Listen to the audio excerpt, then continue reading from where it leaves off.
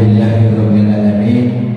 Majelis yang dimuliakan Allah Subhanahu wa Ta'ala, demikian salawat berlian yang disampaikan oleh ibu-ibu hadirat dari arwah Anissa At-Taqwa, asli dari Pusat Masjid At-Taqwa. Baik jamaah yang berbahagia, tentunya acara selanjutnya yaitu kata sambutan yang akan disampaikan langsung oleh Ketua DKM. Untuk itu waktu dan tempat kami persilakan untuk Bapak Subakir SHMH. Waktu dan tempat persilakan dengan segala hormat.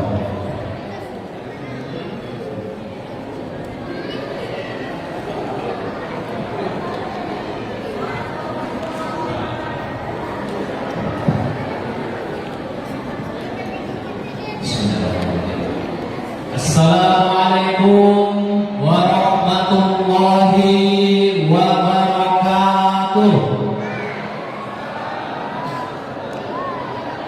Alhamdulillahirabbil alamin wa bihi nasta'in ala umuri dunya wa din. Wassalatu wassalamu ala asrofil anbiya'i wal mursalin wa ala alihi wa sahbihi rasulillah ajma'in.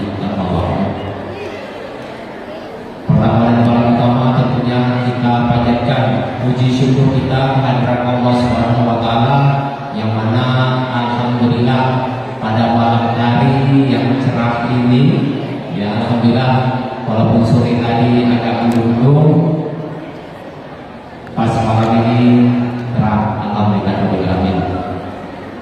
Sholawat dan salam tak lupa juga kita lakukan kepada junjungan kita Rasulullah Muhammad SAW.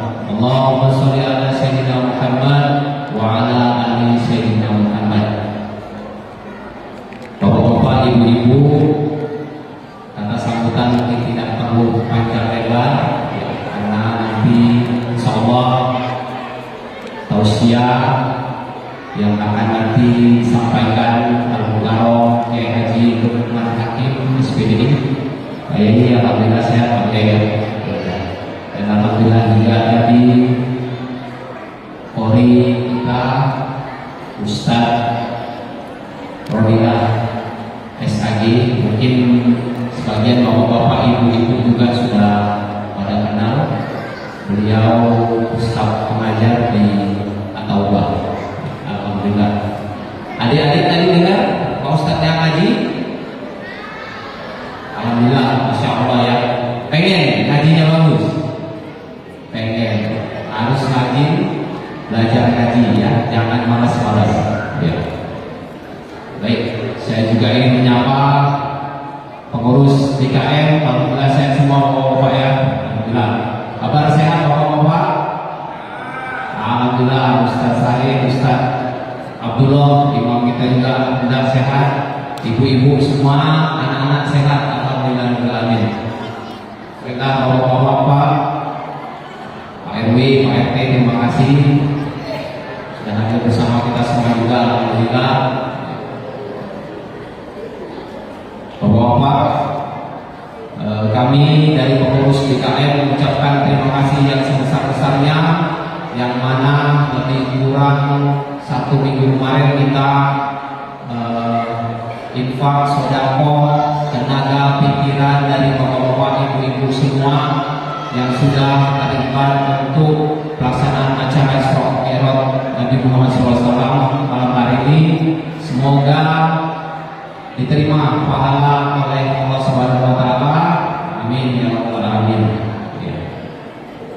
Dan juga tentunya bapak-bapak, ibu-ibu serta anak-anak semuanya, kami mohon kepada bapak-bapak, ibu-bapak sekalian, nanti jangan pada pulang dulu ya, karena kita sudah ibu-ibu sudah pada masa-masa tadi sore, dan harapannya kita semua nanti bisa makan bersama dan bersama semua. Jadi jangan pulang dulu sampai nanti akhir acara. Mungkin dari kami tidak perlu banyak. Kami mohon kesediaan Ustaz Kiai Haji Lukman Hakim untuk menyampaikan tausiahnya. Dilanjut nanti kita akan bersama dan Demikian sambutan dari kami. Mohon maaf apabila ada salah kata. Wabillahi taufiq wal hidayah. Wassalamualaikum warahmatullahi wabarakatuh.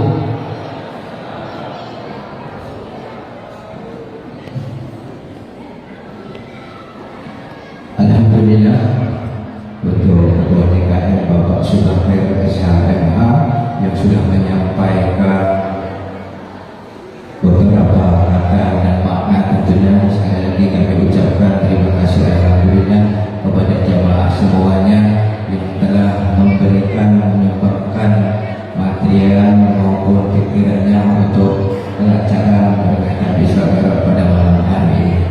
Semoga Allah Subhanahu wa taala membalas dengan pahala dan rezeki berlipat ganda. Amin amin ya Allah ya rabbal alamin.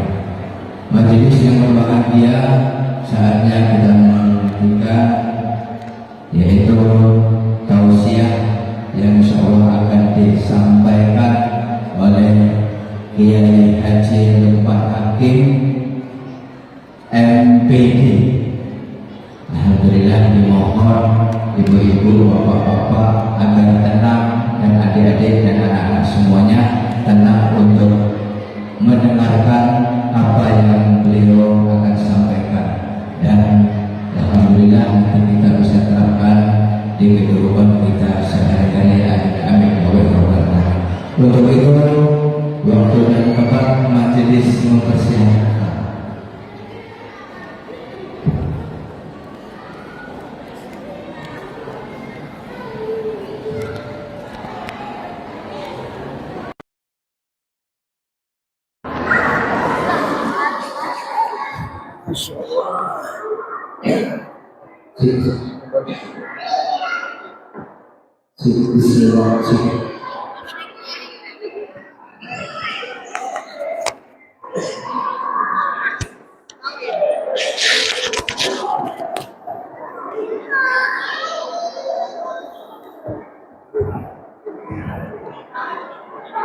Assalamualaikum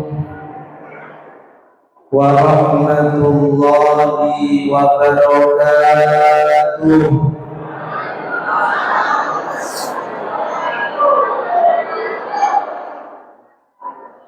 Alhamdulillahilladzi qala fi kitabihil karim wa huwa asdaqul qailin. A'udzu billahi minasy syaithanir rajim. Bismillahirrahmanirrahim. Subhanalladzi asra bi'abdihi lailan minal masjidil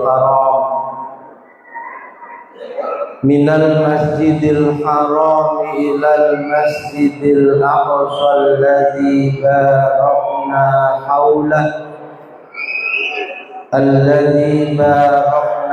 haulahu linuriyahu min ayatina.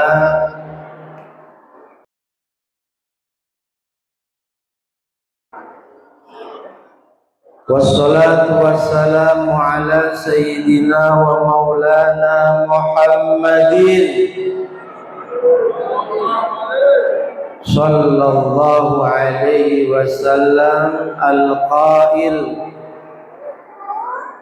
as-salatu imaduddin faman aqamaha faqad aqamad-din wa man tarakaha faqad hadamad-din. Wa qala aidan inna awwala ma yuhasabu yawmal qiyamati min amalil abdi as-salah in wujidat tammah qubilat wasairu a'mali wa in wujidat naqisa ruddat wasairu a'mali.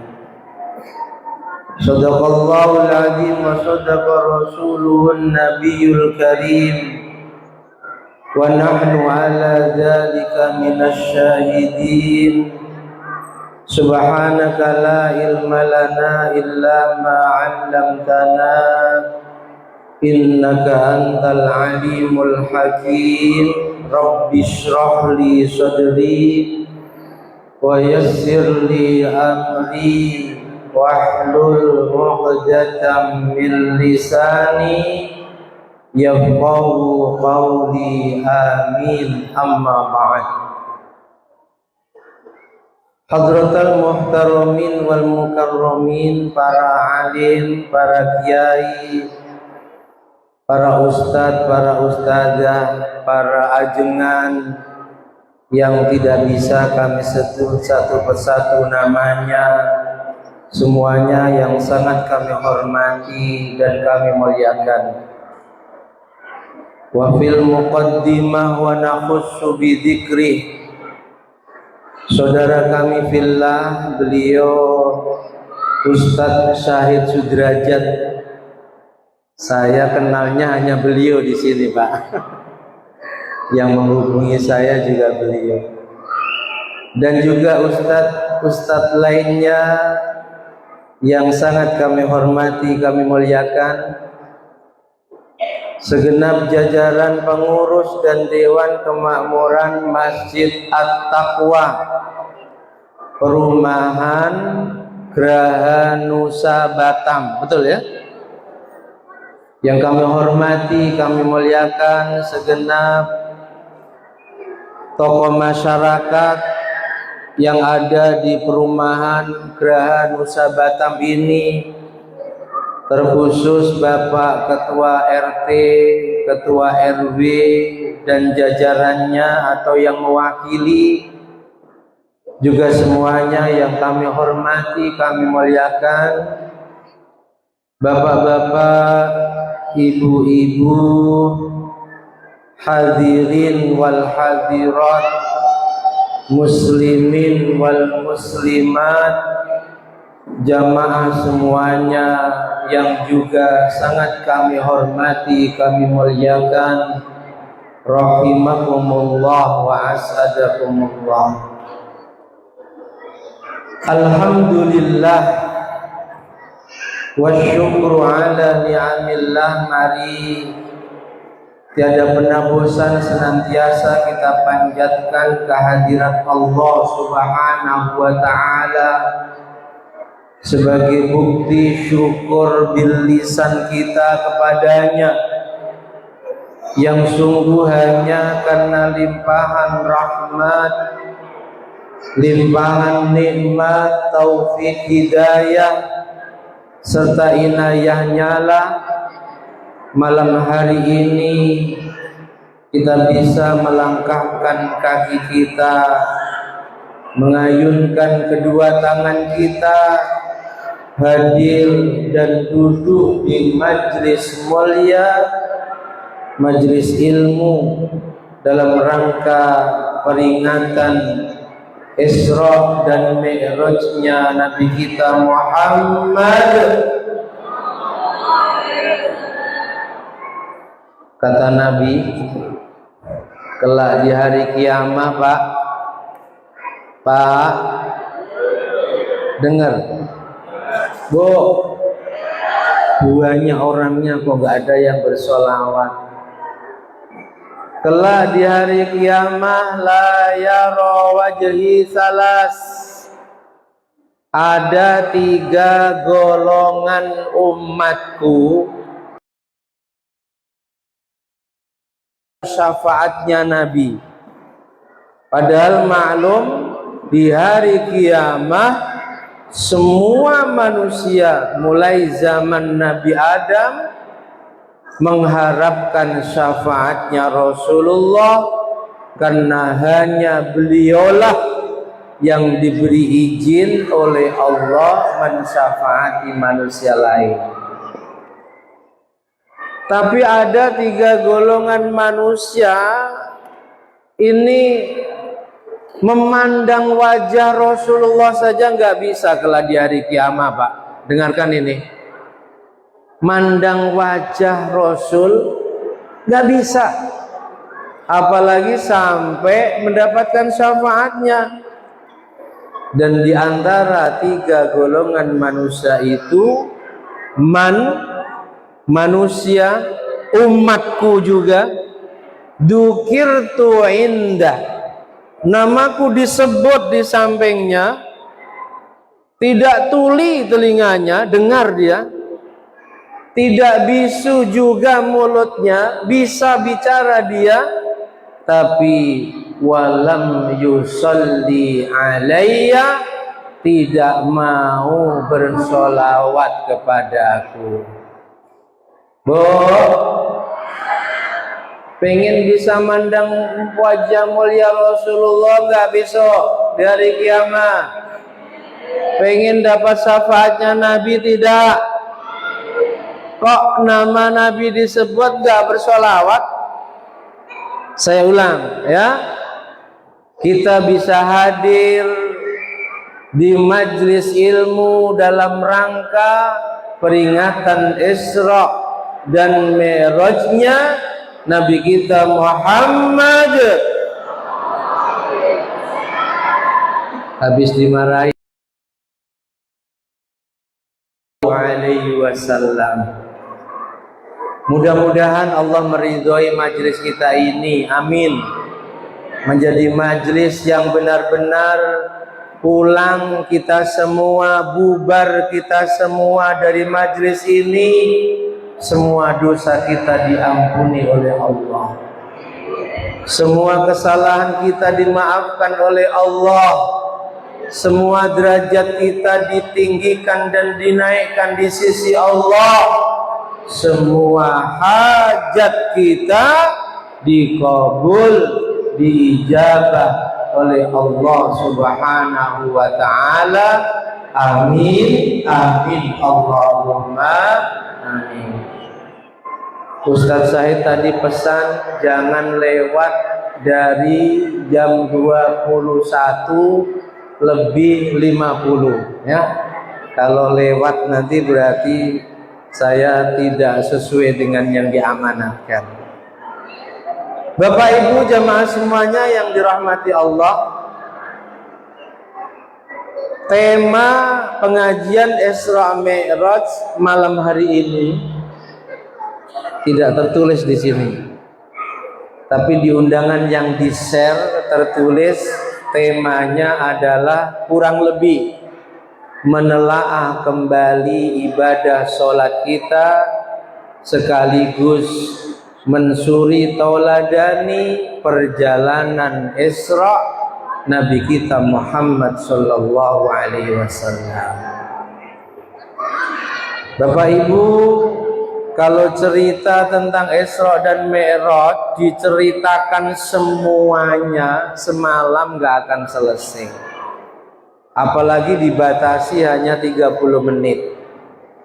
Maka tidak akan kita ceritakan perjalanan Isra dan Mi'rajnya Nabi secara detail, secara garis besar saja.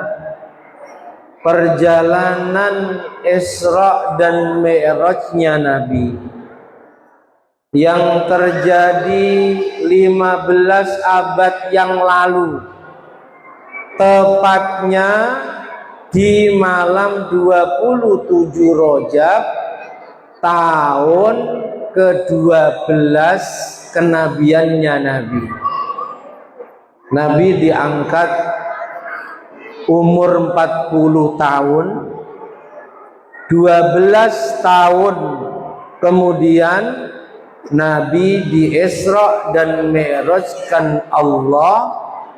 Lalu di tahun ke-13 Nabi yang awalnya dakwah di kota suci Makkah atas perintah Allah hijrah pindah ke kota Madinatul Munawwarah.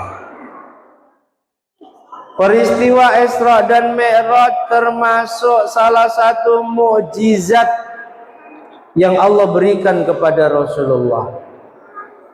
Bahkan para ulama mengatakan mukjizat terbesar kedua setelah Al-Quran adalah peristiwa Isra dan Mi'rajnya Nabi kita Muhammad sallallahu alaihi wasallam.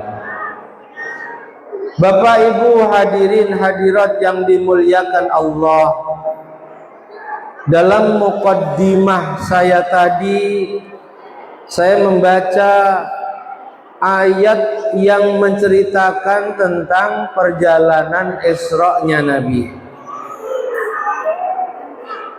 Dalam Al-Quran itu yang diceritakan Isra-nya Nabi.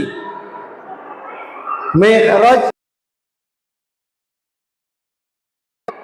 di langit pertama, kedua, ketiga sampai ketujuh jumpa dengan beberapa nabi dan rasul. Lalu naik lagi sampai di Sidratil Muntaha. Lalu akhirnya jumpa dengan Allah di tempat yang mulia, yang belum ada makhluknya Allah sampai di tempat itu. Tidak diceritakan di dalam Al-Quran, tapi diceritakan oleh Nabi dalam hadis-hadisnya. Yang namanya mukjizat itu harus tidak masuk akal. Yang namanya karomah untuk para wali juga harus tidak masuk akal. Amrun khariqun lil adah, perkara yang tidak sesuai dengan umumnya kebiasaan manusia, harus gak masuk akal. Jika terjadi pada para wali namanya karomah. Sering kita mendengar cerita wali itu terkadang di waktu yang sama ada di beberapa majelis. Malam ini ada di sini, di malam ini juga ada di Jakarta, ada di kota-kota lain. Gak masuk akal. Itulah karomah. Sesuatu yang tidak masuk akal yang diberikan kepada para wali. Ada yang diberikan kepada calon nabi dan rasul. Calon nabi dan nabi sejak remaja bahkan sejak kecil itu kalau jalan awan selalu menaunginya. Gak masuk akal. Kalau jalan pohon-pohon mentiung. Apa mentiung ini ya? Ada orang Jawa sini. Banyak. Mentiung. Pohon itu menundukkan diri, menghormati, memuliakan calon nabi, yakni beliau Muhammad sebelum menjadi nabi dan utusan. Kalau jalan batu-batu dan menghormati beliau, ini namanya irhas. Gak masuk akal. Kalau diberikan kepada para nabi dan utusan, namanya mukjizat. Mukjizat, sehingga gak masuk akal. Dalam waktu tidak ada semalam, sebagian malam yang sangat sebentar, Ummu Hani menceritakan. Ummu Hani itu sepupunya Rasulullah. Malam Isra dan Mi'raj itu ketika Nabi sedang menginap di rumahnya Ummu Hani. Ummu Hani bintu Abu Thalib, sepupu yang diceritakan Nabi itu pernah punya rasa senang cinta kepada sepupunya sebelum kenal Sayyidah Khadijah Al-Kubra. Ummu Hani menceritakan saking cepatnya perjalanan Isra dan Mi'raj, tempat tidur Nabi ketika beliau pulang dari Isra dan Mi'raj masih hangat. Berarti sangat cepat. Padahal Bapak Ibu, Isra diawali dari Masjidil Haram yang ada di Makkah menuju Masjidil Aqsa yang ada di Palestina, yang jaraknya kurang lebih 600 km, yang waktu itu jika ditempuh menggunakan kendaraan onta atau kuda butuh waktu 30 sampai 40 hari, mampu ditempuh oleh Rasulullah, dikawanin Jibril, menaiki kendaraan yang paling cepat dari sorga yang namanya Burak. Burak itu bentuknya seperti kuda tapi wajahnya manusia. Kecepatan terbangnya maddal basar, sejauh mata memandang, dia sampai di sana. Gak masuk akal. Belum di tengah perjalanan Isra, Nabi singgah di beberapa tempat untuk sholat 2 rakaat. Nabi singgah di Yasrib yang akhirnya menjadi kota Madinah, sholat 2 rakaat di sana. Nabi juga singgah di Madian, tempatnya Nabi Syuaib, tempatnya Nabi Musa ketika lari menjadi buronnya Fir'aun, sholat 2 rakaat di sana. Singgah di Bethlehem, tempat lahirnya Nabi Isa, singgah di Gunung Turi Sina, tempat berjumpanya Nabi Musa dengan Allah, dan Allah berbicara langsung dengan Nabi Musa. Secara logika tidak masuk akal.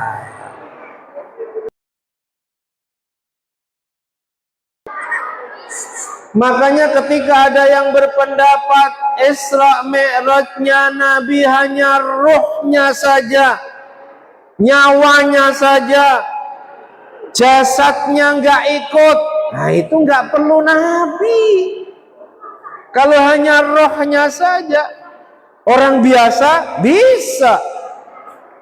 Mungkin ada yang pernah mimpi dalam semalam sampai di Makkah, lalu dari Makkah jalan-jalan lagi ke Palestina, keliling dunia. Lalu terakhir ketika pulang dikejar orang jahat sehingga lari kenceng, bangun keringetan, ngos-ngosan. Kalau yang jalan itu rohnya saja, nggak perlu Nabi Muhammad Sallallahu Alaihi Wasallam, orang biasa pun bisa. Lewat apa? Mimpi. Makanya ulama sepakat perjalanan Isra dan Mi'rajnya Nabi bukan hanya ruhnya saja, tapi ruh sekaligus jasadnya Nabi Muhammad Sallallahu Alaihi Wasallam. Subhanalladzi maha suci dat asra bi abdihi laila, yang telah memperjalankan hambanya, yakni Nabi Muhammad, yang memperjalankan Allah. Jadi enggak perlu kaget, enggak perlu heran. Jangankan hanya memperjalankan Nabi di waktu malam yang sangat sebentar dari Makkah, Palestina, naik ke langit sampai langit 7, Sidratil Muntaha. Allah ciptakan alam semesta yang sangat besar ini saja mampu, apalagi hanya memperjalankan hambanya dalam waktu yang sangat sebentar. Lailan, di malam hari, yang namanya Isra, perjalanan malam hari. Para ulama ahli tafsir memberikan tafsiran ba'dal lail, tidak semalam suntuk, hanya sebagian malam yang sangat sebentar, dari Masjidil Haram ke Masjidil Aqsa. Masjidil Aqsa, dalam ayat ini Allah nyatakan alladzi barakna haulah, yang kami berkahi sekelilingnya Masjidil Aqsa. Zaman dulu banyak tanah yang tandus, banyak daerah yang tidak ada sungai, banyak wilayah yang tidak ada pepohonan buah-buahan. Di sekitar Masjidil Aqsa penuh dengan keberkahan. Ada sungai yang airnya mengalir dengan begitu jernihnya. Ada pepohonan buah-buahan yang sangat bermanfaat bagi manusia. Alladzi barakna haula. Apa tujuannya? Linuriyahu, Allah ingin memperlihatkan kepada Nabi min ayatina, tanda-tanda kebesaran dan kekuasaannya. Dalam perjalanan Isra dan Mi'raj, Allah memperlihatkan keajaiban-keajaiban alam semesta yang belum pernah Allah perlihatkan kepada seluruh makhluknya. Makanya di antara pelajaran yang bisa diambil dari peristiwa Isra dan Mi'raj, Bapak Ibu, kalau kita ingin mendapatkan keajaiban-keajaiban dari Allah, sebagaimana Rasul pun juga mendapatkan keajaiban-keajaiban dari Allah, maka lakukan perjalanan sebagaimana perjalanan Nabi ketika Isra. Nabi tidak berjalan dari sebuah daerah yang subur, tapi jelas dalam ayat itu Nabi melakukan perjalanan diawali dari masjid menuju ke masjid. Oh, rajin ke masjid tidak? Atau kalau pas ada PHBI seperti ini, bapak-bapak rajin ke masjid tidak? Kalau sampai di masjid langsung masuk masjid apa ngerokok dulu di luar masjid? Ngudut dulu apa langsung masuk masjid? La ilaha illallah. Rata-rata perokok sini ya Ustaz ya. Padahal Pak, tak kandani ya Pak, tak kandani ya. Orang masuk masjid lalu niat iktikaf, nawaitul iktikafa fi hadzal masjid. Ini semua yang duduk dalam masjid sudah niat iktikaf belum? Bu, duduk dari ba'da isya sampai sekarang nih, sudah niat iktikaf belum? Jawab jujur. Belum. Bapak-bapak, Masya Allah, betapa ruginya kalian ini. Nabi katakan, siapa yang iktikaf dalam masjid, waktunya kurang lebih waktu yang cukup untuk memerah air susu kambing atau air susu onta, ya kurang lebih 15 menit 20 menit lah, maka kata Nabi pahalanya sama dengan memerdekakan budak yang mukmin dan yang selamat dari cacat. Masya Allah. Padahal budak itu harganya mahal Pak. Kalau dikonversikan dengan rupiah, apalagi budaknya kulit hitam, gagah, kuat, rajin kerja, bisa ratusan juta, bisa miliaran. Makanya sampai Nabi meninggal, banyak para sahabat yang statusnya masih budak, sebab tidak mampu menebus dirinya untuk menjadi merdeka. Dan juga tidak ada orang kaya yang menebus dirinya dari tuannya. Bilal ditebus oleh sahabat Abu Bakar As-Siddiq. Sauban ditebus oleh Rasulullah Sallallahu Alaihi Wasallam. Dan masih banyak sampai Nabi meninggal, sahabat statusnya budak. Makanya Bapak Ibu kalau masuk masjid segera niat iktikaf. Per 20 menit pahalanya sama dengan memerdekakan budak. Kalau dikonversikan dengan rupiah, per 20 menit kita bisa mendapatkan ratusan juta rupiah yang menjadi tabungan akhirat kita.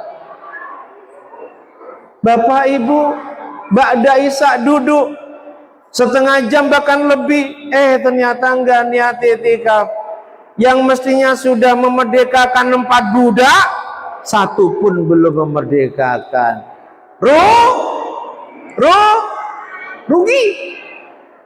Bapak-bapak, kalau niat ke masjid jangan ngerokok dulu, ngopi dulu di luar, langsung masuk. Meskipun belum sholat tahiyat masjid.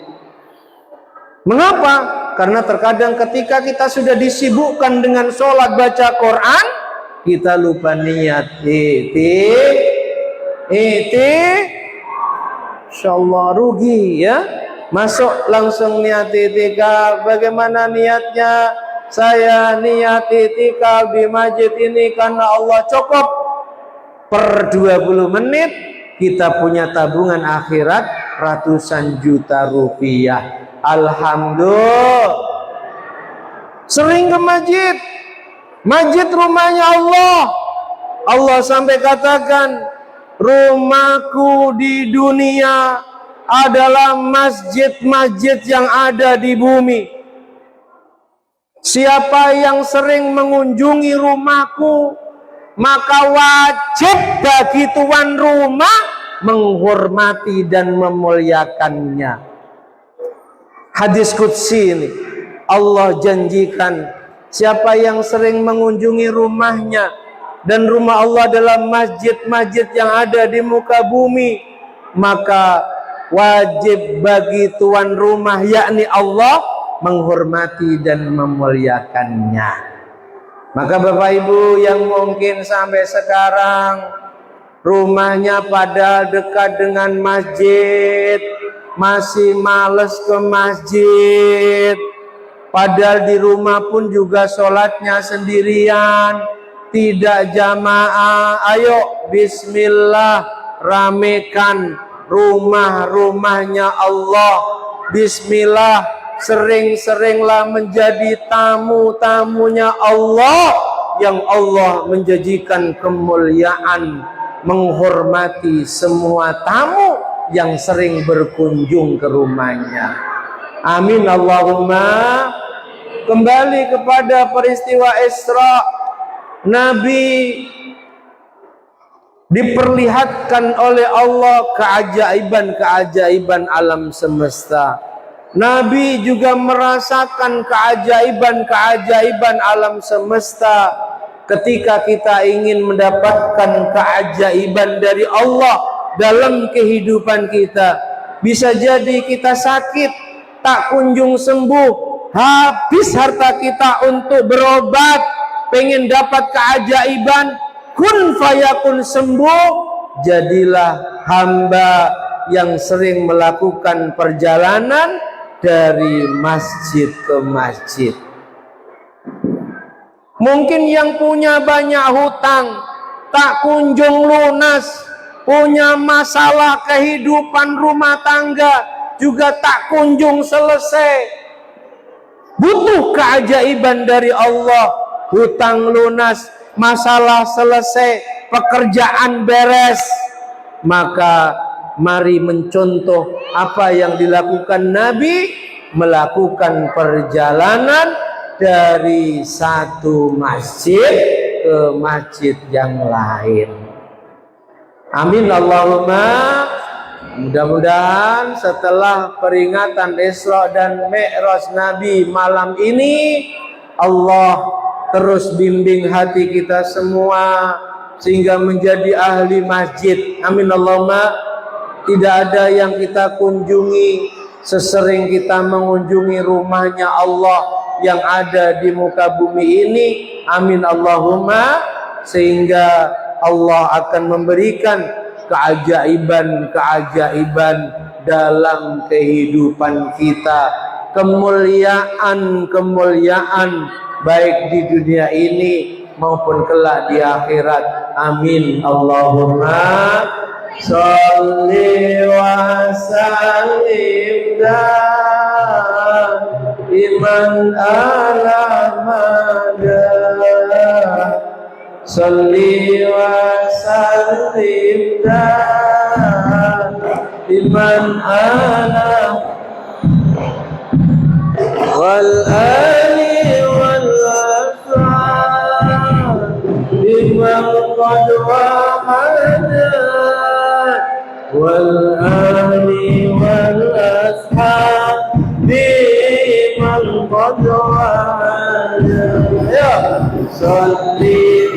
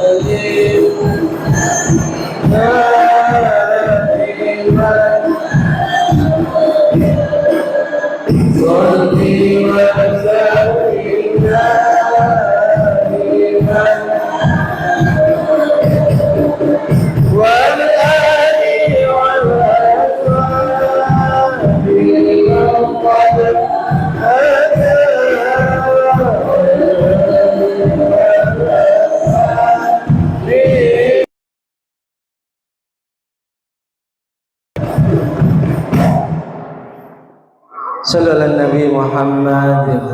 Bapak Ibu jemaah semuanya yang dirahmati Allah, oleh-oleh yang didapat Nabi dari perjalanan Isra dan Mi'raj sebagaimana kita maklumi bersama adalah kewajiban sholat fardu 5 waktu. Sering ada pertanyaan, sebelum ada Isra dan Mi'raj, umat Islam ini apa sudah diwajibkan sholat? Sudah belum? Sebelum ada peristiwa Isra dan Mi'raj yang terjadi di tahun ke-12 kenabian, berarti 12 tahun sebelum ada peristiwa Isra dan Mi'raj, umat sholat apa belum? Belum. Semangat, tapi salah. Jawabannya sudah. Jadi kewajiban sholat itu sebelum ada peristiwa Isra dan Mi'raj umat Islam diwajibkan sholat. Berapa kali dalam sehari semalam? Ada dua riwayat. Riwayat pertama menerangkan sehari semalam satu kali. Kapan waktunya? Di tengah malam. Riwayat yang kedua, sehari semalam dua kali. Kapan waktunya? Pagi 2 rakaat, sore atau petang 2 rakaat. Riwayat pertama, satu kali 2 rakaat di tengah malam. Makanya setelah ada peristiwa Isra dan Mi'raj, yang tadinya berkewajiban sehari semalam hanya sekali di tengah malam, direvisi hukumnya menjadi 5 kali sehari semalam. Tapi khusus Rasulullah, sholat malam baginya masih tetap wajib dan sunnah untuk kita umatnya. Bapak Ibu, Rasulullah selalu mengingatkan kepada para sahabat untuk menjaga sholat fardu 5 waktunya. Sampai diceritakan mungkin yang saat ini sering mendengar, sebelum beliau Nabi, beliau menyebut ummati, ummati, nyebut kita semua umatnya beliau. Mungkin hanya itu yang pernah kita dengar. Ternyata ada satu riwayat, kecuali menjelang wafatnya Rasulullah, menyebut umatnya, beliau juga menyebut kalimat as-shalah, as-shalah, as-shalah, as-shalah. Aku mati nanti, kalian semua apakah masih bisa jaga sholat kalian sebagaimana aku hidup? Dikhawatirkan Rasulullah kalau sampai sepeninggal beliau umatnya menyepelekan perintah sholat. Ulama sepakat ibadah badaniyah, ibadah itu Bapak Ibu secara garis besar terbagi menjadi 3. Ada yang namanya ibadah badaniyah, dilakukan oleh badan, sholat, puasa, haji, umrah. Ada yang namanya ibadah qalbiyah, dilakukan oleh hati, ridho, ikhlas, sabar, tawakal. Ada yang namanya ibadah maliyah, ibadah yang prakteknya mengeluarkan sebagian harta, zakat, sedekah, infak, dan seterusnya. Ibadah badannya yang begitu banyak, paling utama ibadah sholat. Sampai para ulama mengatakan, kalau ada orang bernazar, ya Allah, ya Rabb, jika engkau sembuhkan penyakitku ini, aku bernazar akan melaksanakan ibadah yang paling utama. Dia sebut nazarnya ibadah yang paling utama. Maka ketika Allah kabulkan hajatnya, sembuh penyakitnya, dia wajib melaksanakan nazarnya, karena dia sebut dalam nazarnya ibadah yang paling utama yang wajib dikerjakan, sholat sunnah minimal 2 rakaat. Sepakat ulama. Mengapa ulama sepakat ibadah badaniyah yang paling utama itu sholat? Alasannya 1, karena sholat satu-satunya perintah Allah yang Allah perintahkan langsung kepada Rasul tanpa melalui Jibril.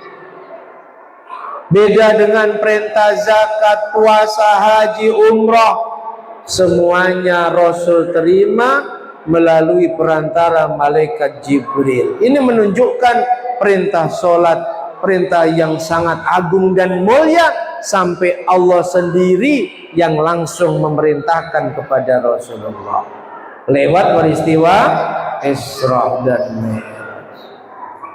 Yang kedua, salat adalah ibadah yang pertama kali dihisab.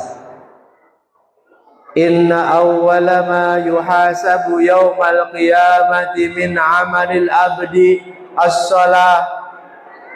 Kelak di hari kiamat amal yang pertama kali dihisab dari amal hamba salat.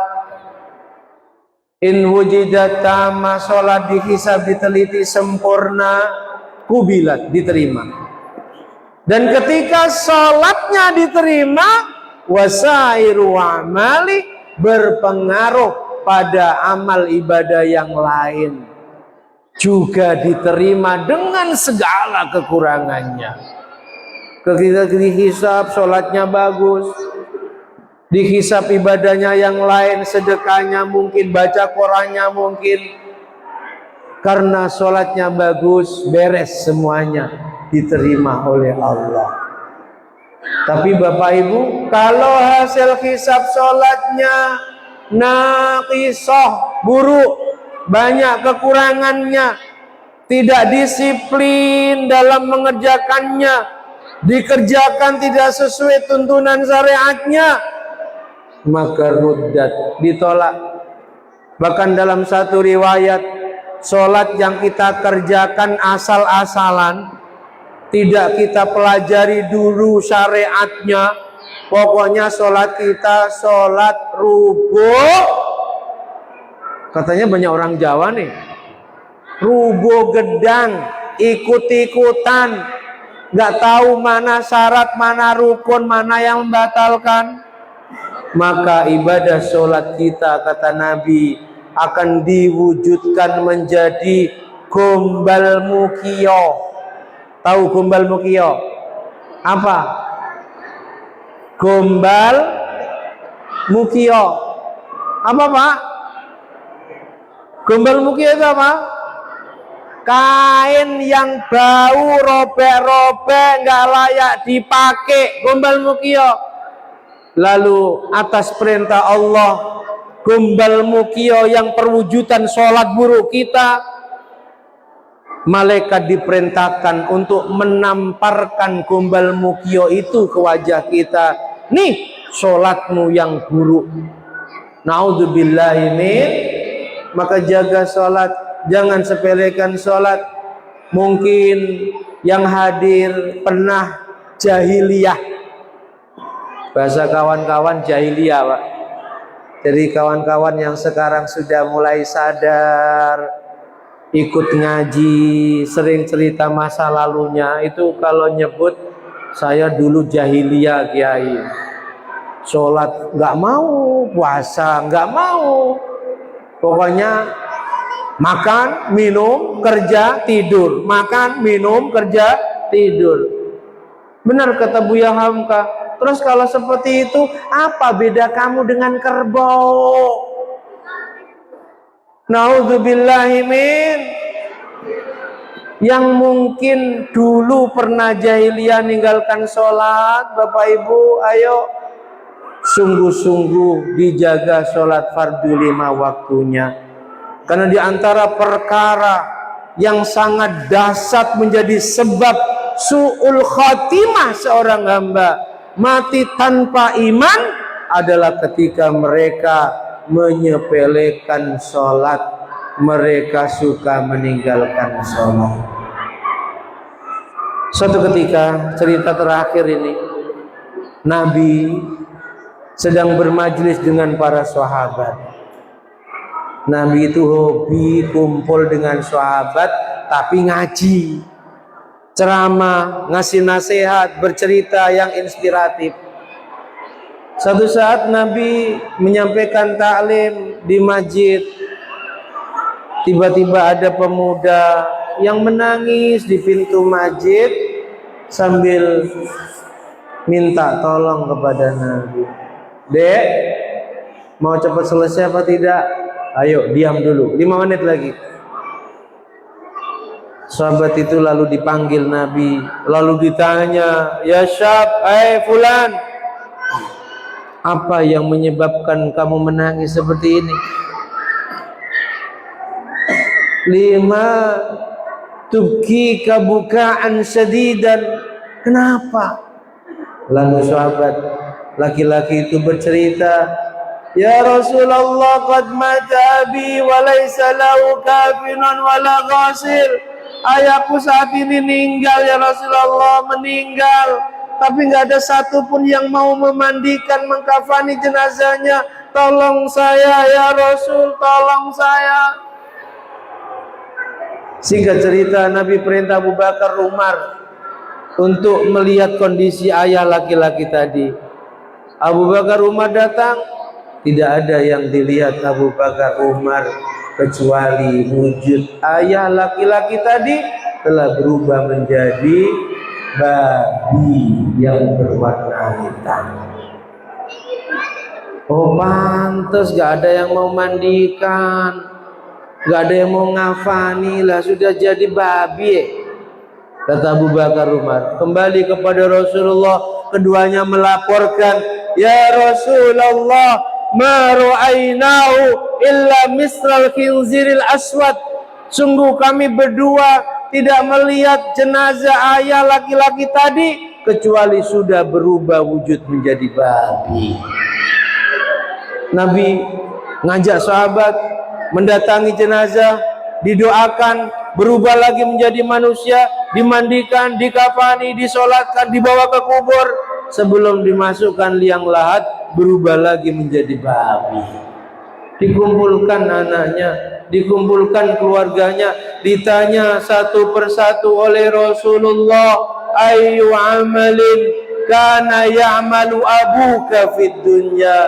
Fulan, bapakmu iki duwe perilaku elek opo?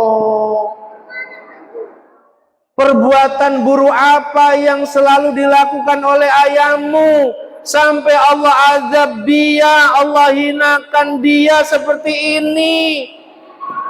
Ayu amalin kana ya'malu abuka fid dunya. Menangis semua keluarganya. Lalu dengan terbata-bata anak laki-lakinya tadi menjawab, "Ya Rasulullah, kana abi tarikan lis-shalah." Rasul, jujur, ayahku selama hidupnya tukang ninggal sholat, males sholat. Nabi langsung berdiri di depan para sahabat. Beliau berpidato dengan suara yang keras, "Ya masyarun nas, hei para sahabat, dengarkan. Unduru halaman tarokas sholat." Lihat keadaannya orang yang suka ninggalkan sholat. Allah hinakan dia seperti ini. Ya ba'asumullahu yaumal qiyamah mislal khinziril aswad. Orang yang suka ninggalkan sholat, kelak di hari kiamat, kata Nabi, dibangkitkan dari alam kuburnya, wujudnya naudzubillah berubah menjadi babi yang berwarnai naudzubillahi min. Bapak Ibu yang mungkin sebelum ini masih suka ninggalkan sholat, segera taubat. Kita tidak tahu kapan ajal menjemput kita. Jangan nanti masih sibuk, nanti kalau sudah tua, mumpung muda, maksiat tak pol-pol nih. Memang berani jamin umurmu sampai tua. Jangan pernah tunda tobat. Yang mungkin masih meninggalkan sholat, segera tobat dengan benar kepada Allah. Mohon ampun dengan sungguh-sungguh ketika pendosa datang kepada Allah, mengakui semua dosanya, menyesali perbuatan dosanya, lalu sungguh-sungguh minta maaf dan minta ampunan kepada Allah. Allah akan terima tobatnya, Allah akan ampuni dosa-dosanya. Mudah-mudahan lewat momentum peringatan Isra dan Mi'rajnya Nabi Muhammad sallallahu alaihi wasallam di malam hari ini, Allah terus memberikan taufik dan hidayahnya kepada kita semua. Yang mungkin selama ini sholatnya masih males, Allah terus bimbing, beri hidayah sehingga sungguh-sungguh dalam menjaga sholat fardu 5 waktunya. Yang mungkin pernah meninggalkan sholat dimampukan untuk mengqadha sesuai dengan kemampuannya, sehingga ketika menghadap Allah, menghadap dalam keadaan tanpa membawa dosa, terkhusus dosa meninggalkan sholat, menghadap dalam keadaan iman, dalam keadaan Islam, dalam keadaan bahagia, dalam keadaan tenang, dalam keadaan husnul khatimah yang dijanjikan surga kelak di akhirat. Amin amin Allahumma amin. Ini mungkin yang bisa saya sampaikan. Mohon maaf Ustadz, lebih 5 menit mohon diikhlaskan. Mudah-mudahan ada manfaatnya. Tentu banyak kekurangan, kekhilafannya kami mohon maaf. Untuk berkat doa imam masjid aja. Al-Fatihah.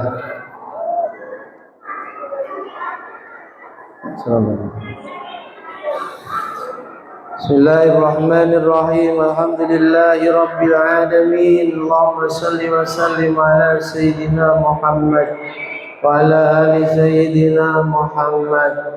Ya Allah, ampuni dosa-dosa kami. Ya Allah, ampuni dosa kedua orang tua kami. Kasih sayangi keduanya sebagaimana keduanya telah mendidik, merawat dan menyayangi kami di saat kami masih kecil. Ampuni dosa guru-guru kami, ampuni dosa saudara-saudari kami, kaum muslimin, muslimat, mukminin, mukminat, baik yang masih hidup maupun yang sudah meninggal. Ya Allah, ridhoi perkumpulan kami ini. Ya Allah, berkahi perkumpulan kami ini. Ya Allah, sebagaimana yang telah dijanjikan oleh Rasul-Mu baginda Nabi Muhammad sallallahu alaihi wasallam, siapa yang hadir di majlis kemuliaan seperti malam ini, majlis zikir, majlis ilmu, maka sungguh mereka tidak akan mendapatkan kerugian, sebaliknya mereka mendapatkan laba dan keuntungan besar. Siapa yang hadir dan berkumpul di majlis ini, dosanya Engkau ampuni, dosanya Engkau ampuni, derajatnya Engkau angkat, kesalahannya Engkau maafkan, hajatnya Engkau kabulkan.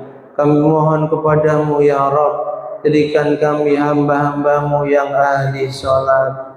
Jadikan kami dan keturunan kami hamba-hambamu yang ahli sholat, ahli masjid, ahli jamaah, ahli jamaah, ahli kebaikan, ahli kebaikan. Ridhoi, muliakan dan selamatkan serta bahagiakan kami, anak keturunan kami di dunia maupun kelak di akhirat. Rabbana hab lana minas shalihin. Rabbana atina fid dunya hasanah wa fil akhirati hasanah wa qina adzabannar. Allahumma wassi' alaina rizqana wa 'adzib alaina khalqaka bi rahmatika ya arhamar rahimin. Rabbana taqabbal minna innaka antas samiul alim. Wa sallallahu ala sayyidina Muhammad wa alihi wa sahbihi wa sallam. Walhamdulillahi rabbil alamin. Demikian, sekali lagi ada kurang, ada kekhilafan, kekurangannya mohon maaf yang sebesar-besarnya. Akhirul kalam, hadanallahu wa iyyakum ajma'in. Wal 'afwu minkum. Assalamu alaikum warahmatullahi wabarakatuh.